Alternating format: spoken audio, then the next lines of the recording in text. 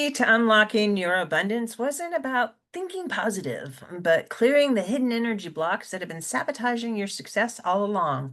In this episode, we dive into the unseen world of energy, emotion, and wealth creation, and how transforming your energetic field can shift your entire reality. Hi, and welcome to the You World Order Showcase podcast, where we feature life health transformational coaches and spiritual entrepreneurs stepping up to be the change they seek in the world. I'm your host, Jill Hart, the Coach's Alchemist, on a mission to help coaches and entrepreneurs amplify their voice, monetize their mission, and get visible.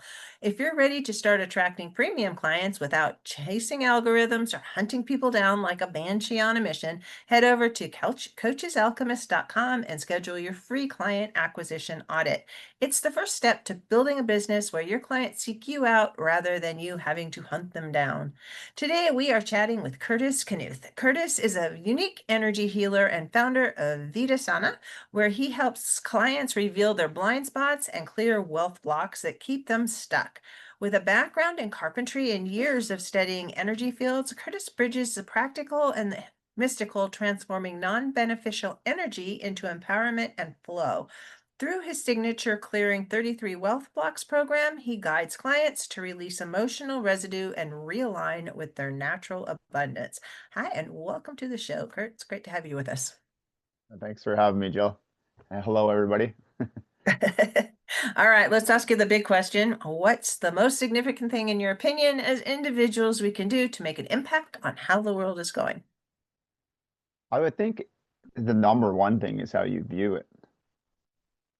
I would think if you just think that the world is decaying and falling apart and becoming worse and worse every day, that really affects us, and our enthusiasm for life begins to dissipate. You start to lose hope, or you fear living longer because you think it's a terrible place to live. Like, that is a really, who wants to live in a terrible place? And then that's really depressing. So I think how you view the world really coincides with your enthusiasm for life and how much joy you can see in the world. So if you see the world as a beautiful place, a place that's getting better, a place that's kind, a place that's happy, a place that's beautiful, a place that's magical, that's so much more fun to live in that. So it's really, I think it's how you view the world, because I read a book a long time ago by Wallace D. Wattles, and he had a really interesting quote. He said, "You cannot see a decaying world and have your life turn out any different."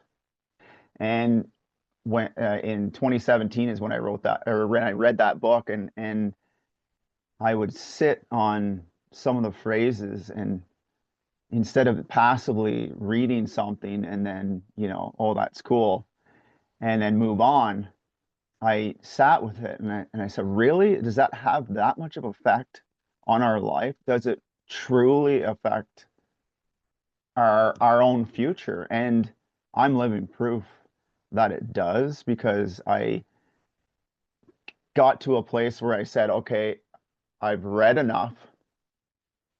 I've read enough suggestions, and what I wasn't doing, what I wasn't applying them in my own life. So I decided to apply and implement things and say, well, okay, so these suggestions by these wonderful people are to look at things a little differently. Why am I not doing that? And then I said, okay, it's time I do it. And that's in 2017, I began doing that, and my life wasn't in a good place. So I am living proof that when, Wayne Dyer has a really interesting quote. Wayne Dyer, um, when we change the way we look at things, the things we look at change. And so when you change the way you look at the world, the way you see the world changes. And if you can manage to see a beautiful world, and a loving, kind, compassionate world, well, now you have no choice but to see yourself that way too. And it's such a beneficial thing. And if we were to talk about easy things, I have this as a reminder that how easy life is.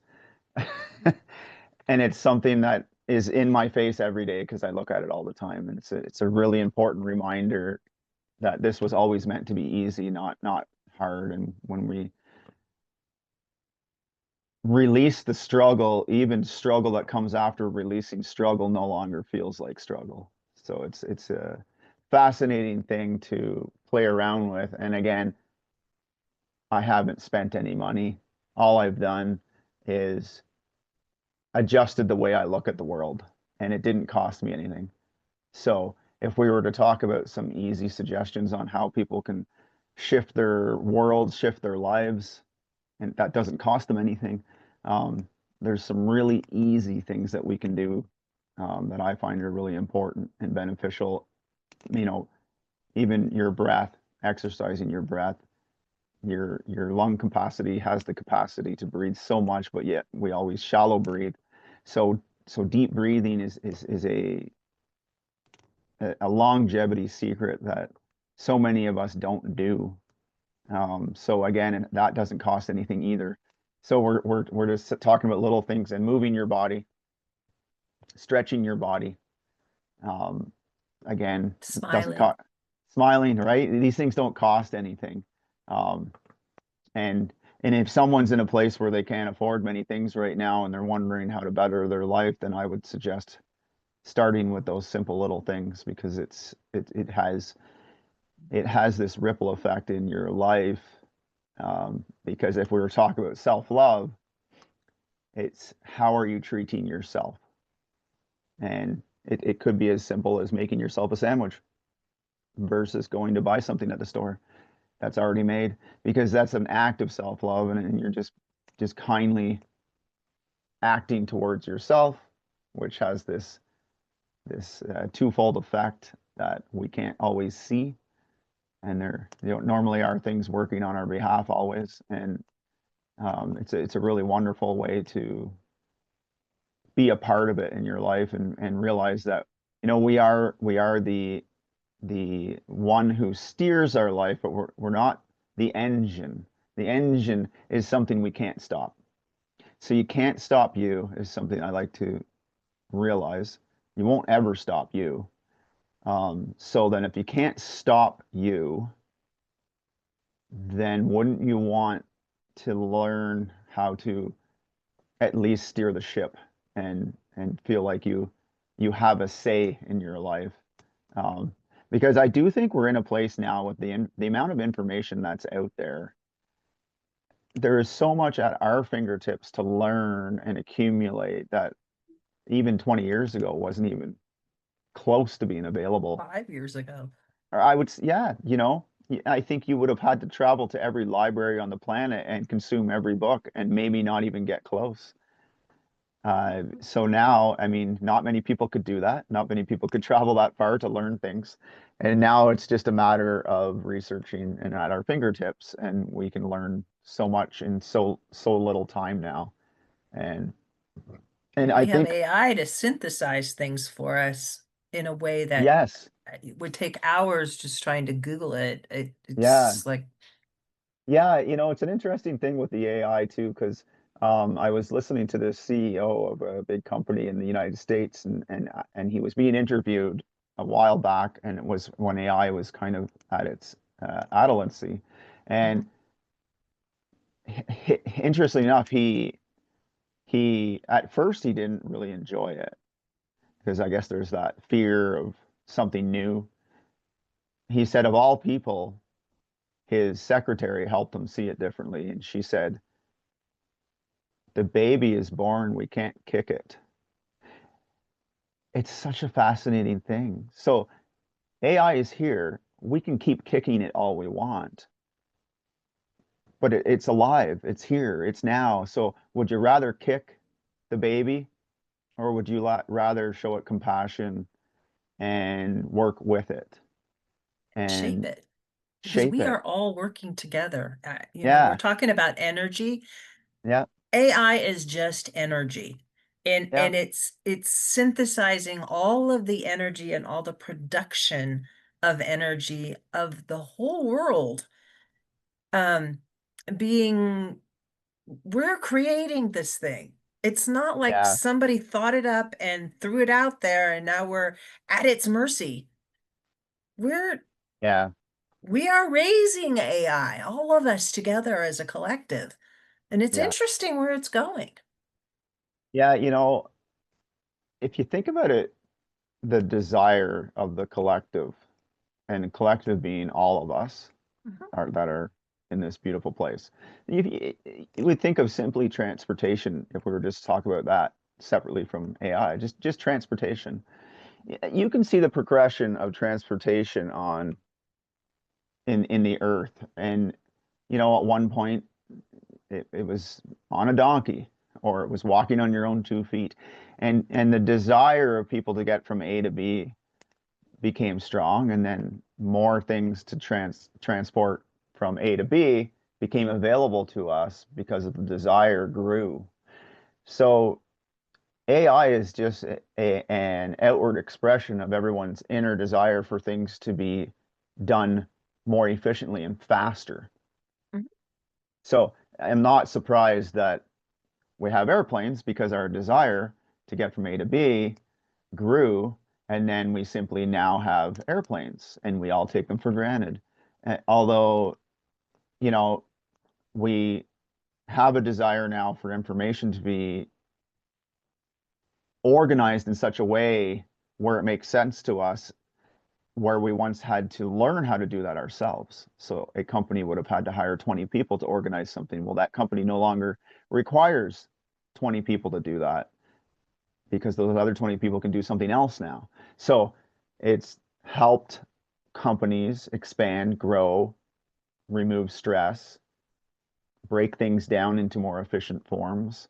And I mean, if you would think about AI, it's only just begun too. So it's really exciting to see. There's another thing that just came to mind too.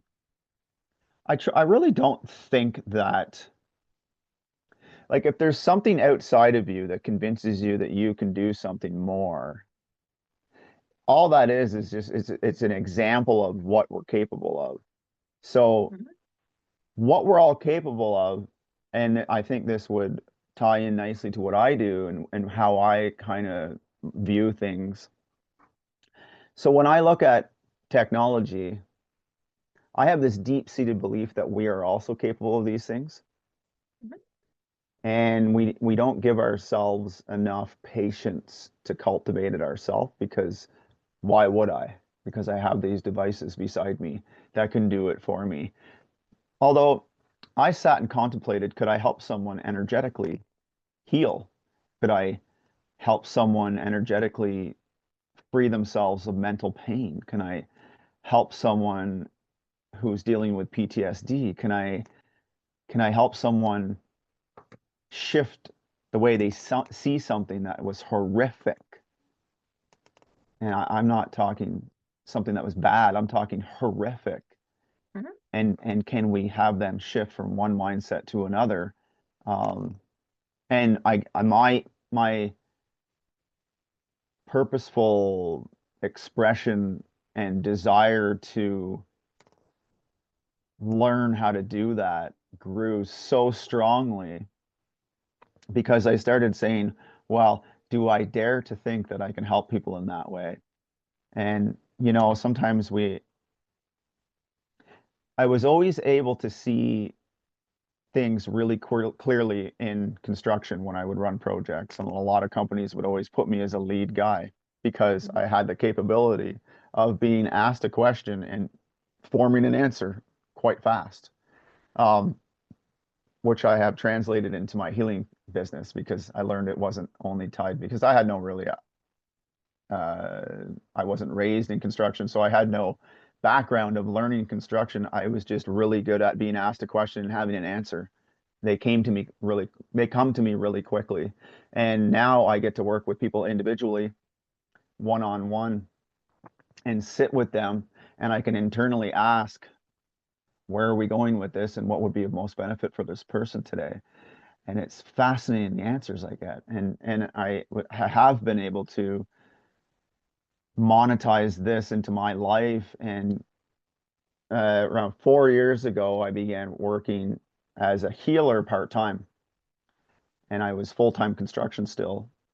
And then my desire at that time and the way I would express myself to people is I'm full-time carpentry and I'm part-time healer, and I'm going to change that one day. And I'm going to learn everything there is to know that I feel would be of most benefit to help someone. But because I really do feel as a practitioner, it's my responsibility to have you walk away with something tangible at the end of each session. And that became my lighthouse, only focusing on that. Um, Focusing on the tech stuff isn't my forte. I wanted to learn the healing stuff, and gratefully, the universe has really aligned me with some amazing people to help me with all that tech stuff and support me. And it's been such a wonderful thing to. I sometimes kind of forget that I've created something that I can work with individuals. And when I began this journey, it was around 4 years ago, working in clinic and part-time. So I originated my energy understanding with Reiki. And for anyone who doesn't know what Reiki is, you learn the subtle arts of energy and how to manipulate energy with your mind and your hands. And you can benefit by receiving it with a practitioner who can conduit is kind of the word that makes sense when you learn how to be a conduit of energy. At first, I really thought it was me, and when you focus on more of it coming from you, it really drains you. And when you focus on being a conduit and just realizing that it still comes through you, and that's all that's happening, you don't lose any energy. I don't ever get tired. None of that happens anymore. So it's not me per se. I'm just really good at directing that energy. And I would think that's the part that a good practitioner is doing. Um, because when I first started, it was easy for me to say, oh, I'm amazing because I'm doing this. I'm really good at directing the energy. And I think because of all the wonderful clients I've had, I've done over 460 sessions now. So I have a lot of compiled evidence. And I think where I can tie in the carpentry in this is I've always had this acute eye. I could take a look at the plane or in an interior of a home, and I could tell you if something was off, and I wouldn't need anything to do that. I wouldn't need a level or any device or any measuring. I could just tell it was off. So I always had this way of acutely seeing, again, which I now get to utilize when I work with people. I can acutely see. And when you explain how you do these things, sometimes it's really difficult to fully help someone understand how I'm doing what I'm doing. But if you're think about driving in a car, and if anybody's familiar with a blind spot as you're driving, or maybe you're driving with someone who's really good at driving and you're not even aware that you have a blind spot as you're driving, and they say watch your blind spot, and then now they educate you on what a blind spot is, and now you're a more aware driver from that day forward. With energy work, I'm really good at showing people their blind spots. And once you know your blind spot's there, you can't unsee it. So that is a gift that I love to share with people because you don't require me to be with you all the time. And this is about you. This is about empowering people, helping them see more of themselves. The whole concept of clinging to someone's story because of the things they've accomplished or the things that are written about them. We could just think of some usual suspects like Jesus or Buddha or Krishna or Mother Teresa, or we could name off a whole list, and we could say, well, they did this and they did that. This was written about them, and that was written about them, and these things were written about, and that's why I believe them, and that's why I believe this because this was written about them, and I'm the story. I see it. My clients are the story. I don't need to see any more. I know this stuff works. It's fascinating. Um, Maybe the reason why it does work is because I believe that I am capable of these things, and we all are. Uh, Mm. you know, we're all capable of directing something every day. We could think of a child who's scared to go on stage, and that child's been practicing, and let's say it's a little girl, and her parents have been watching her doing rehearsals for a long time, but then the day of, she's really scared, and they're at home getting ready, and she doesn't want to go. And then now those two parents become the healers because now they help her see something that she hasn't done yet, but see her doing it well. And you're going to do great, sweetheart. We know you can do it. We've seen you do this many times. So all of a sudden, we see this little girl go from really scared and crying to, okay, I'm going to go. So Power of confidence. she now has a belief in something that she hasn't done yet, and they've confidently helped her see herself doing it and seeing it go well. All they've convinced herself is a lie because it hasn't happened yet, but something shifted in her that was enough to get her to believe in herself. So so I think I'm just really good in sessions with helping people see parts of themselves that they maybe have shelved and put aside and didn't think that these things were available to them. I have people from all walks of life, young, middle-aged, old, going through a variety of things, and it's fascinating to see this blossom in front of my eyes, and I like I said to you earlier, I really do feel like sometimes I have to pinch myself because I've created this life, and we do have this internal dialogue of doubt, stress, um, and sometimes it's pretty powerful, and it seems so real that it almost gets you to play small and say, well, at least I tried. And then you pat yourself on the back and, go soothe yourself somehow. Although when you refuse to feed the I can't thoughts and you only choose to feed the I can, there really isn't any obstacle that sticks to the name of an obstacle. It's literally like you'll see yourself go through it, under it, over it, around it, push it away, move it, kick it, throw it, blast it. It doesn't matter because once you starve the doubt, starve the stress, starve the struggle, starve the pushing, starve it, like starve it. Don't give it any attention. It really dissipates and then it no longer is there. You're still the same person. You're still going to get up and there's still going to be some things that seem like struggle, but you're now looking at it from a whole different perspective. Instead of a struggle now, you're looking at something that can uplift you and you come at it with a different energy. So sorry, I think I cut you off earlier, Jill, so I wanted to see what you were going to say there.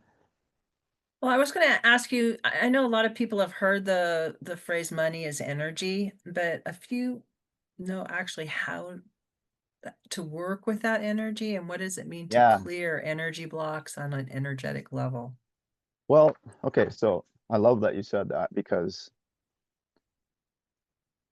understanding something is far easier for us.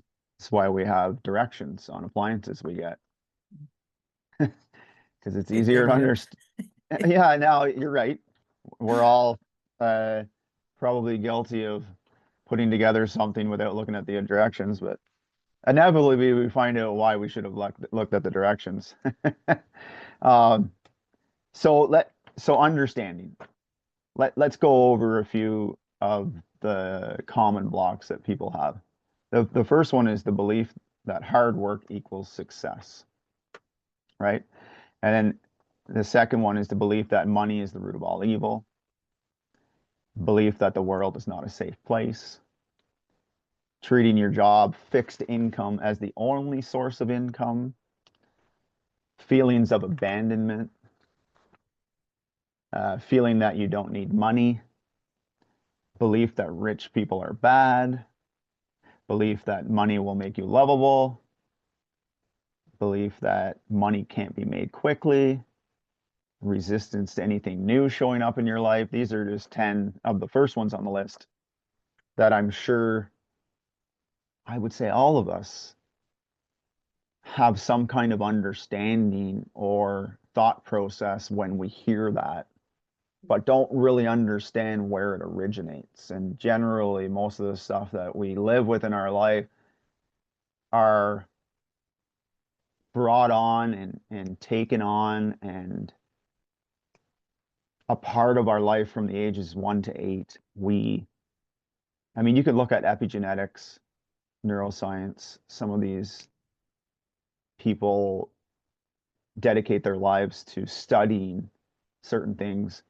There's a phrase from the Jesuits that Tibetan monks that are really aware of. They said, if you give me the human from 1 to 7, I will show you the adult. So that would beg the question, why would they assume that? Because they know how susceptible we are to program, how our society and what we see around us develops us into who we are. And then, so why isn't that phrase from 1 to 30? Well, there's something in the studying of epigenetics that talks about a frontal lobe and how, if you think about how brilliantly we are designed from age 1 to 7, we're meant to absorb our environment. And I would think that's a survival mechanism because, I mean, to hear something like that fascinates me because I'm like, wow, whoever created us is brilliant because whoever created us perfect. So gave us the ability from 1 to 7 to absorb our environment for survival. So whoever created us knew that it was that important in that period of our existence to easily survive. So take on stuff. We always say that it's easier to learn when you're a kid or something. If you learn a second language, it's always easier. There's some truth to that, but it does go a lot deeper. And then why not longer than that? Yes, we can still learn things as we go, but something happens around 8 years old. And for anyone who's ever had any kids or children, I'm sure we could ask a lot of parents, what was the attitude like when your kid turned 8? And I'm sure a lot of them who are quite observant, their parents can be like, hmm, yeah, little Mr. Attitude did show up around 8, or little Miss Attitude showed up around 8 years old. So again, here we are going deeper into this study. So apparently, according to the epigenetics, that frontal lobe does close at 8. And then unfortunately, you pretty much are going to live with those beliefs. If we were to call it a program, whatever you learn from society, uh, becomes your belief system, your way of looking at the world and viewing the world really doesn't shift much past 8 years old, unless you're lucky enough to travel the world constantly. But not everybody is. So I don't even think traveling makes that much difference. yeah, You have some core things that are downloaded into it's your core programming, and uh, you can ignore it. yeah, And I suspect that when you ignore some of the core programming. It just goes into different organs and then you have health issues. Yes, you're Um, right. Yeah, so it made me think of a client I worked that worked with me. She's East Indian and she had 4 sessions with me.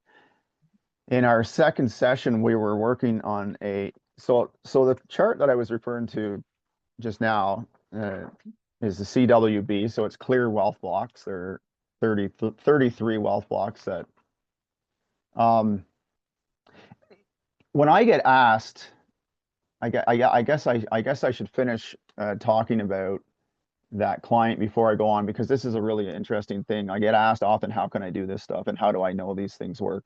So I'll answer that in a second. So this woman, um, we got to a part on this chart, it's the ERP chart, and it stands for emotional release process. And there's 158 emotions that I've identified that people can trap in their bodies. And in particular, on the first page, she picked overeating.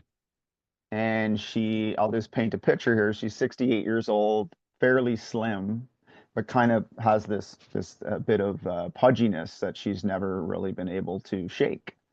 And she couldn't get it because she's like, I go to the gym, I have a personal trainer, I don't eat crazy amounts, and uh, and so we got into the energy of it. And what this process does is it really helps us continue to get behind what's causing these things if we were to look at it like a root, pulling the root up, but then the soil that it lives in, getting in behind the soil.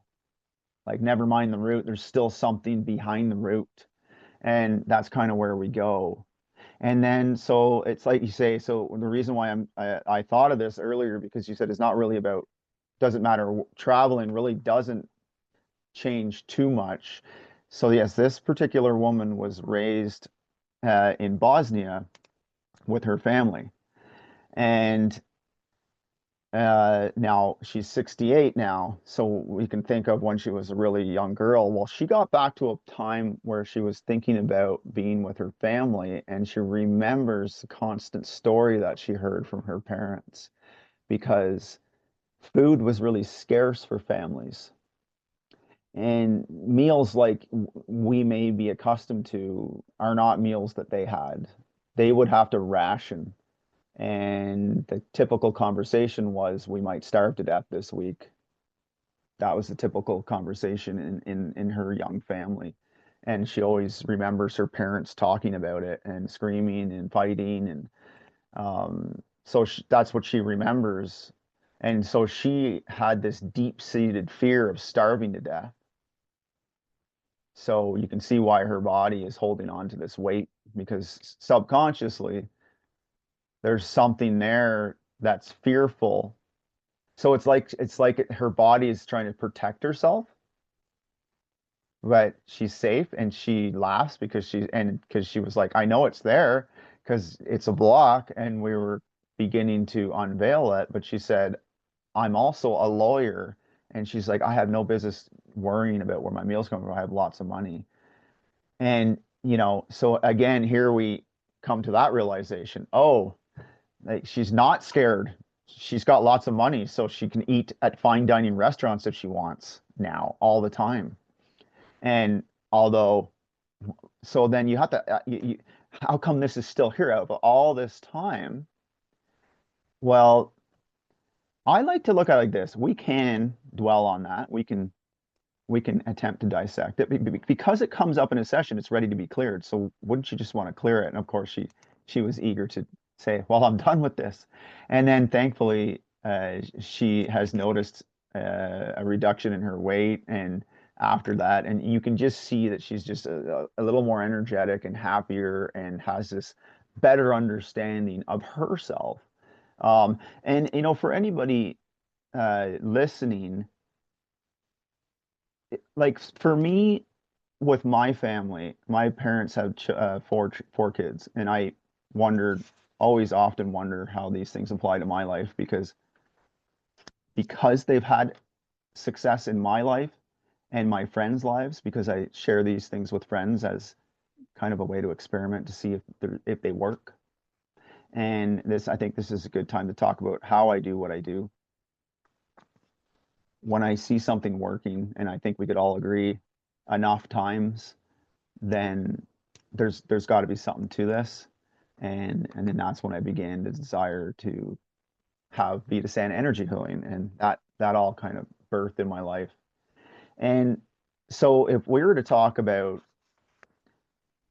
uh, money blocks, and I'll give an example of my life. Now, my parents are extremely loving people, beautiful, beautiful, beautiful people. Um, my mom decided to stay at home because they had 4 children and shelf her dream to be a nurse.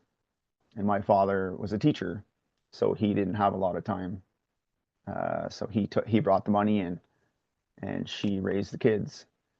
And in order to compensate a little bit, she would take on other children and babysit them as a way to compensate and to help out. So the conversation of finances was extremely tight. I, I always had the hand me down kind of thoughts, like I don't get anything new because I was the youngest. And of course, as a child, you don't understand that. Like, oh, great, why? I don't want that. But they're giving me exactly what they have to give with a loving heart, right? And I think everyone is. And at times we can say, no, you don't know what it was like with my parents, but maybe they were doing what they thought was right for you, even though it doesn't make any sense to you. But that's all they knew how to do at that time. So what? Usually really young. Yeah, At right? this point in my life, I can look back and I can see that people having children, they're still just barely not kids themselves, and they don't know what they don't know. Yeah, It's just, yeah. So, you know, I think we all have to give ourselves a pat on the back and be like, okay, we're here, we're living, we're doing this. you survived So, childhood. yeah, and there's so much more. Like we all have, like I'm speaking to everybody that's going to be listening here. You have so much life to live. Live it. Live. Um, Like we want you around for a really long time. And if you haven't heard that from anybody, you just heard it from me. And it's d- absolutely amazing. Thoughts of longevity, thoughts of health, thoughts of energy, thoughts of kindness. It produces more of the same in your life. And it's a fascinating thing. Uh, I'm sure you're familiar with this expression, time heals all wounds. So, this is why I disagree with that. It may seem like time is healing the wound, but all that's happened is your attention upon it has been removed. So, we could see this uh, in our like lives. forgetting heals all wounds. Yeah, like if it's what you put your energy on, like where attention goes, energy flows. We hear that passed around a lot, but there is a lot of truth to that. And what happens to someone who, let's say, has lost somebody and it's been a decade since then is yes, in that 10-year span, there has been often opportunities to forget about them. And it's in those moments, and it's not that you're not being kind to that past loved one anymore. Um, it's that you're moving on and you're living, and it requires forgetting and removing your attention from the sorrow and the sadness and the pain and the guilt and the frustration and the anger and the struggle, because that's what you're producing when, if we could get the person back in our life in an instant, I'm sure they would slap you in the face for sitting there crying every day and not living. And I myself lost a sister to cancer when she was 37, and it's been almost 13 years now. And yeah, I would grieve, and this understanding that time heals all wounds. Well, I allowed myself to be in fun, to be in joy, to create, to expand, to live, to experience. That's why it feels better. It's not that I don't miss her or want to hear her voice. It's not that. It's that you got to let yourself let go of it at some point, and it's a difficult struggle. So for anybody struggling, just think about them. Just think about your past loved one being there, and what would their advice be to you right now? Like, hey, thank you so much for crying every day for me, and thank you for not living your life for me. No, I don't think so. I think Yeah, they it would, doesn't work their that way. advice would be, live, go find love, uh, experience, do things. You're here, move, enjoy. So, Curtis, how do you help people? Is it like one-on-one? Is it group settings? And how do So, they get in touch with you to learn more about this? okay, so both are available. You can do group stuff too. I I would say the majority of my work is one-on-one. I'm full-time one-on-one. And um, how much time do we have? Do I have a minute there to just explain what I do? Yeah, please do. Okay. Okay, cool. So I do get asked a lot what I do. And the reason why I've created these, what I discovered a while back when I was doing Reiki on a particular client 3.5 years ago, I the night before I kind of woke up in the middle of the night and I had this interesting revelation. And I was like, oh, this is cool. And I had this woman who booked a session with me at this clinic, and she had been working with me for lower back pain and experiencing some moderate relief with Reiki, which is why she would continue to come back. I guess that's what made me dig deep enough. I don't like the idea of being dependent on something. Um, and I have this deep-seated belief that we're perfect. So if you were to look at perfect like a map, I'm like, show me everywhere that perfect is, and show me everywhere that perfect isn't. Well, we're perfect. So then that begs the question, what are we missing? So that's kind of how I would approach stuff. And then I had this revelation one night, and ever since then, I've been able to help people release pain, release mental pain, release things in their life. Interestingly enough, a lot of people really, really love the physical pain because they're going through a lot of frustration. And I can understand that. So I went into the clinic this one morning for a regular Reiki session with this newfound awareness, and I asked her if I could experiment with her. And that's when this was all born. Um, we released 8 emotions that were tied to her lower back, spontaneous relief immediately. And of course, I was amazed, she was amazed. We had a moment together, and it was to see someone being free of pain after decades and decades and decades and decades in this was probably 20 minutes. Like it was fascinating. I and her were kind of speechless, and me like a little child um, embarking on this journey of wow, this works. Okay, world, I'm ready. And of course, now I had to be patient. And we live in a world where these type of things aren't easily accepted. And thankfully, that is beginning to change more and more every day. And I love that. Oh, yeah. These type of conversations are happening, right? So this is a testament to and people being okay to talk about it because I'm sure there's many, many other healers like myself who are always scared to say they could do something. Well, it And sounds like magic in a lot of ways, but it's magic is just science that hasn't been explained yet, or that you yes, don't personally understand. So it seems like magic, but it really isn't. There's a yeah, lot of science behind it, and it goes back centuries. it That's what does. uh, Qigong is all about, or acupuncture to some extent. It's all because we are bioelectrical in beings. Yeah, It's all energy. yeah, We're just these yeah. big batteries that run around operating. Yeah, by those results that morning, I started out with a little black book, Mhm.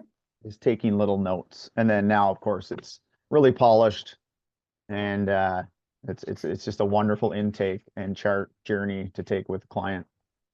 Um, so I began to find more opportunities to work with clients. I joined fairs and rented booths to present my gifts and just put signs up, free energy work, and just to see if there would be any interest in people signing up. And I had such a wonderful time with people. Of course, you would have every walk of life walk by, the skeptics, the doubters, the people who are open, the naysayers. There's a lot of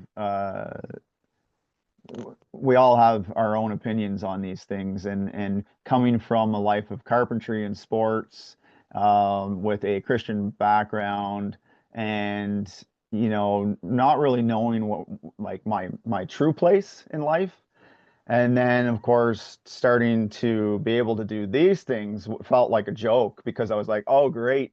So now I'm even more ostracizing myself from the world, because now I'm claiming I can do these things.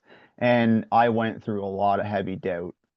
Um, I was like the secret healer for a long time, because I didn't really want to put myself out there.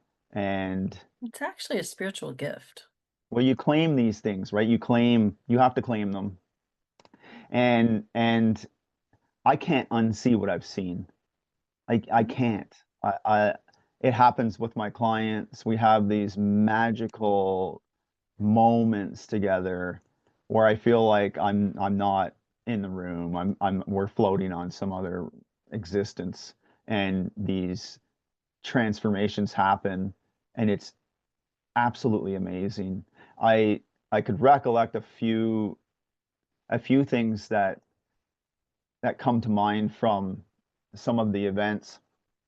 There was this little so there was a woman who signed up, what I would offer in the booth sessions at an event would only be 10-minute sessions. So I would have a usual suspects list of emotions that everybody deals with, and I would just have the person who wants a free session to sign up and pick an emotion to release.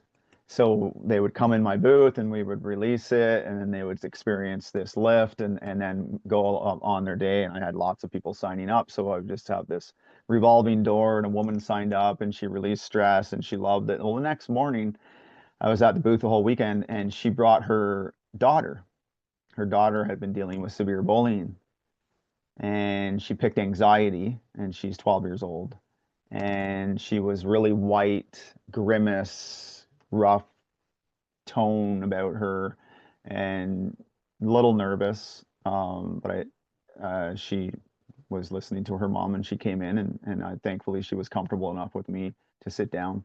And she picked anxiety, and we released it. And I do a reduction process through identification of numbers, and it's a 1 to 7 spectrum.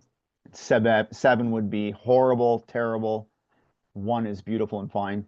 And when we identify what resonates with her around anxiety, we would then begin the process of releasing. And she got down to a 3, and I opened my eyes. I do this process where I connect with the person I'm working with's field, and I can uh, direct energy that assists the process. And she had a tear going down her eye, and you could see the color coming back in her face. And then we got down to a 1, and then now to a 0. And we both opened our eyes, and I smiled and she smiled, and she was giggling and she had tears going down her face and full color in her face. And then she went out and ran to her mom and gave her mom a big hug, and they were both crying. It was such a wonderful thing to witness. I've worked with 7-year-old boys who, again, with the bullying thing, um, to asking their parents if they could come and see me on their birthday. So it's kind of cool to see a child go through that, and then I mean it's amazing to see anybody go through that. People struggling with any kind of ailments. It's cool. So on the physical side of things, I mean, I've had extreme sports guys work with me. A guy who is big into to dirt biking, and a huge skeptic was encouraged to see me by his wife, and I was actually joking around with the staff saying I was going to strip down naked and put a curtain around my head whenever he showed up just to freak him out. But I just to get a rise out of him because he was so scared to come see an energy person. But I think he enjoyed our conversation, and I told him I would do that, and he laughed, and I think it was helping him be more comfortable with it. And then once we kind of got that stuff out of the way, and I think he appreciated that because I have a lot of friends who were into dirt biking and extreme sports, so I kind of know the lingo, which kind of gives me a bit of an edge on that and made him feel more comfortable with me. So I told him that it can work for anything, and what would you like to do? So we got into the chart and we started releasing emotions, but he picked, I would like to release pain in my right wrist because of an accident he had while he was dirt biking. He's never been able to fully get back into it. And I said, sure, we'll reserve some time at the end of the session for that. So we reserved 15 minutes to work on the physical pain at the end. Now, fast forward 2 months, he brings his wife in to see me. He comes into the clinic, big smile, comes over, gives me a big hug and said my wrist is amazing, still no pain. And that right there, chipped away at his belief system and just made one person who was a huge skeptic a little more open. And then he was like, now he's encouraging his wife to come in and see me. So it was really neat to see. There's so much physical. I have a really acute sense when we hone in on physical. So it's popular when you want to release physical pain to work with me. I understand why people would pick that. Um, a friend of mine, I used to work with him when I was transitioning from carpentry uh, to healing full time.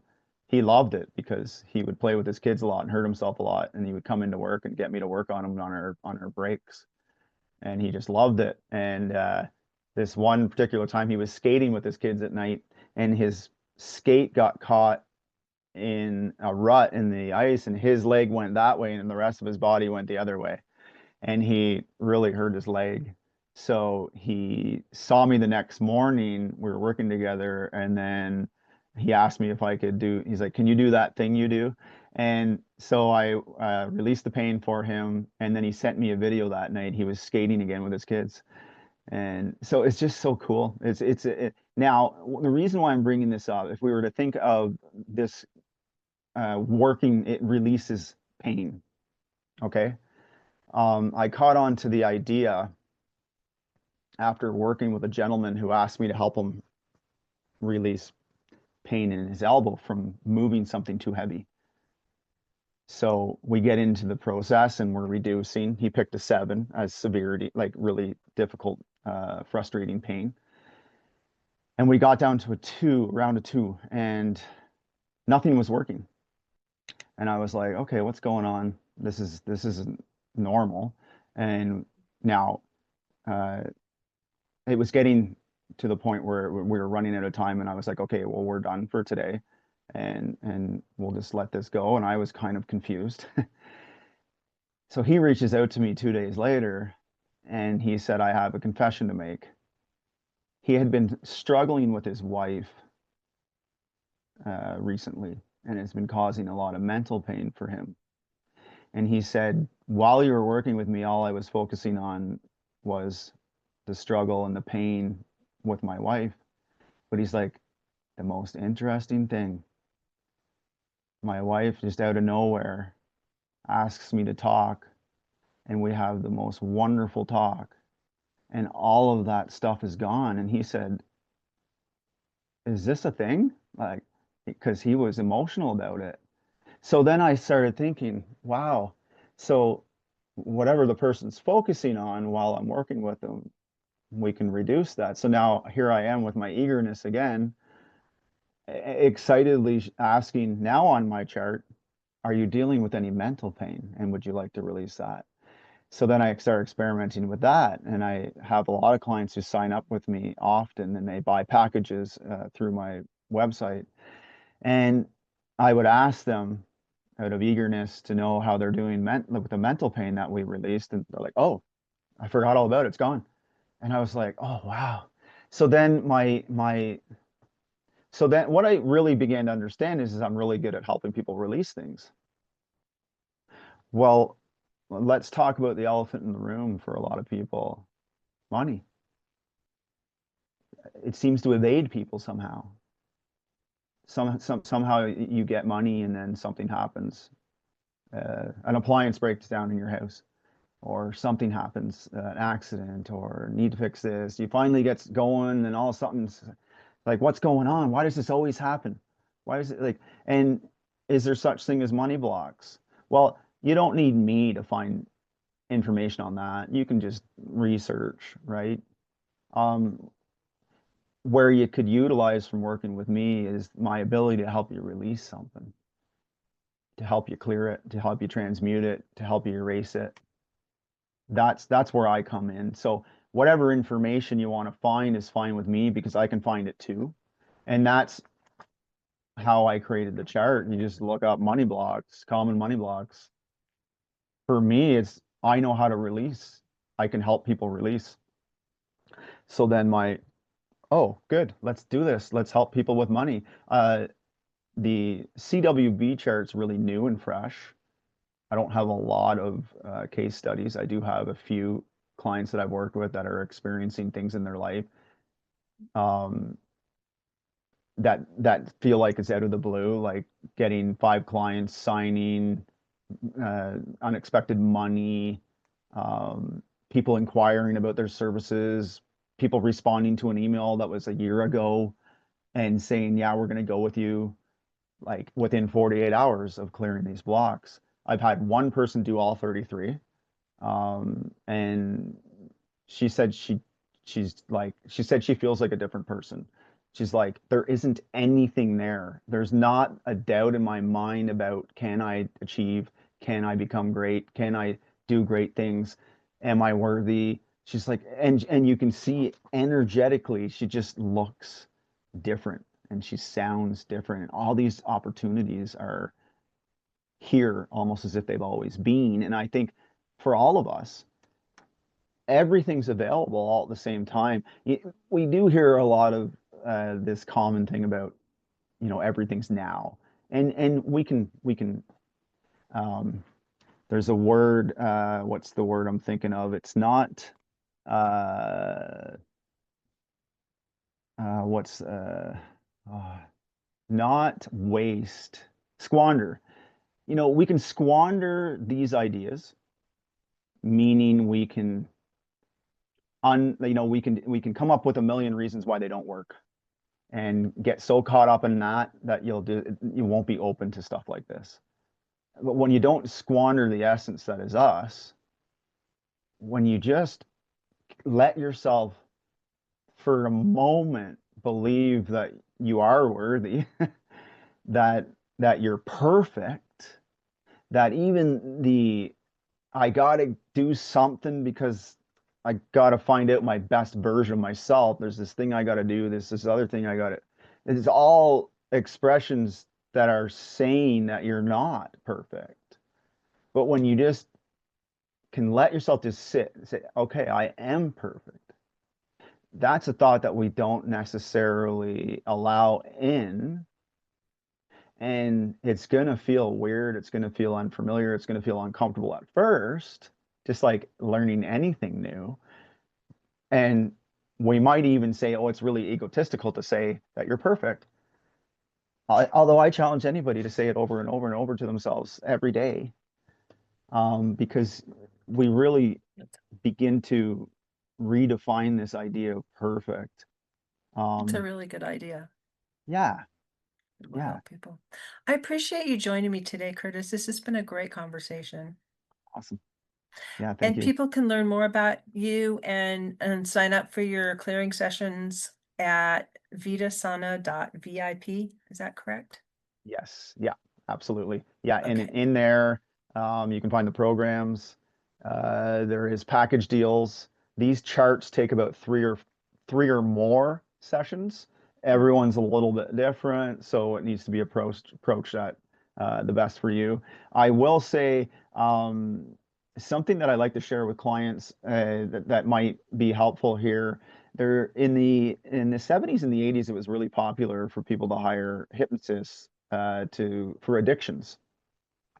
And these two sisters hired a hypnotist to quit smoking cigarettes.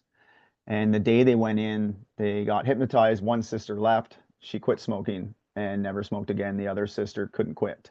And she wasn't happy about that. She was frustrated. She was confused why it worked for her sister and not for her. And she approached the hypnotist and he said, yes, come in and talk to me. And she said, I'm not happy with the results. This didn't work. Why didn't it work for me? And he said, I'll give you two reasons. He said, you have a deep-seated belief that good things happen to other people and not for you. And he said, the second one is you didn't want to quit. He said, your sister woke up today and said, today's the day I quit smoking cigarettes. And he said, you weren't doing it for the right reasons. You were only doing it for your sister and not for yourself. So I will leave it at that. When you do this stuff for yourself, it's all Reach out. available. Yeah. All right. To learn more about Curtis and how he can help you heal your energy, please visit vitasauna.vip and we'll be sure to put those links in the show notes below. Thanks for tuning in today. To the U World Order Showcase podcast. If you're ready to amplify your voice, monetize your mission, and start attracting premium clients, your next step is simple. Head to thecoachesalchemist.com and schedule your free client acquisition audit. Be sure to join us for our next episode as we share what others are doing to raise the global frequency. And remember, change begins with you. You have all the power to change the world. Start today and get visible.